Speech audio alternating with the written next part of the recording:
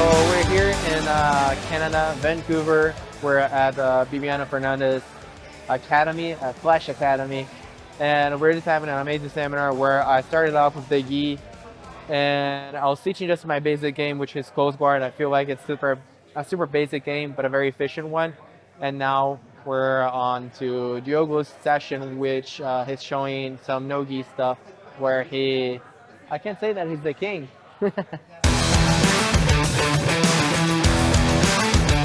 I don't know what to explain when it comes in terms of like feelings or knowledge, because you just need more time. I feel like you stay there for an hour and it looks like it was just 5 minutes.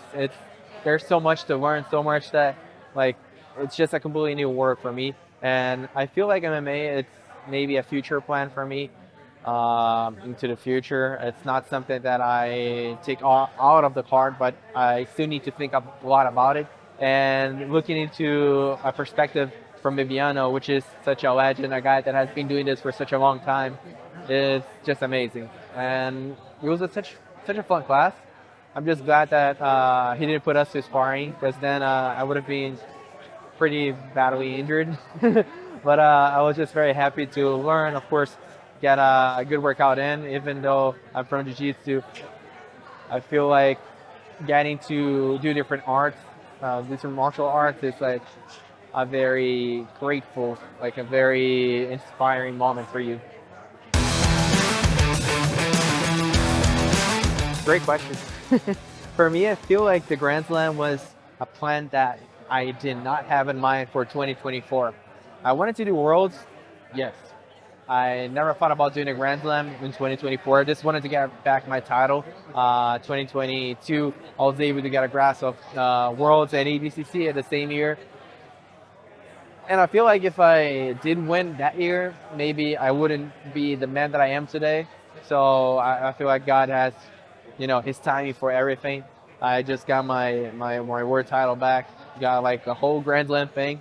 My sponsor, Bruno from Kings, he was like pushing me a little bit to do Europeans, and then suddenly we were discussing some stuff, and I'm like, you know what? I want to do the Grand Slam and see how it goes. And a lot of hardships came out through the year, but gladly I made all the adjustments necessary to win. And yeah, we just completed the whole thing, so yay.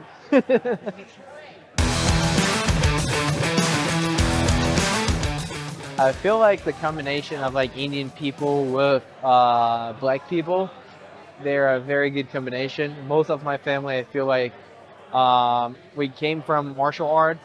I don't know about other people's family, but I feel like the genetics, the hardships that we need to face living in Manaus, it's such like a different country. I don't even say that it's like a state in Brazil. I would say it's more of like a country, because for example, I pay the same amount on a ticket to Miami from Manaus, and I pay the same amount to go to São Paulo, which is in the same like country there. So it's like we're so far from everything. Like the chances that we get from Manaus are very little. So most athletes go to São Paulo, they go to Rio, they go somewhere else, and we have many big talents. Just like Bibiano, even himself, he was like raised in Manaus, and then later on he had to move on somewhere else to get the opportunities. So I feel like this whole thing about like hardships, genetics, the food there is very good, so maybe it helps. I feel like this whole thing builds up a very good environment to tough fighters. I feel like Jiu-Jitsu is not even a sport anymore. It's not even like martial art anymore. It's more of like a lifestyle. So it's impossible. Once you've entered this mat, it's impossible for you to leave it. The mat's gonna be inside you. The lifestyle, the way of living that you get from Jiu-Jitsu, the discipline, everything's gonna be stuck within you. It's gonna be stuck inside you. So just try to do whatever you can. If you can only do like once a month, once a week, whatever, like a train a day, I feel like you should try to do it, because this is like a lifesaver for a lot of people. I feel that no matter how much tired you get from your practice, when you get home, you're going to be super happy that you went. And here we actually make friends for life. I feel like Jiu-Jitsu, it's such a great community. So yeah, Just come. Don't create excuses. This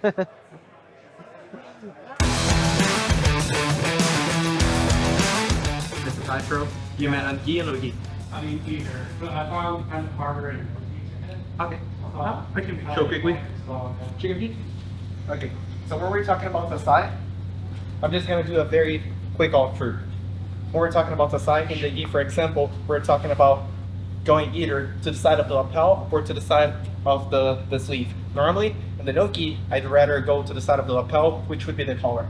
And for me, it's super simple. I just bring his head down. As soon as I bring his head down, you're gonna see his shoulder kind of like going up a little bit because his head's going down. And then this hand here is just gonna give a quick help.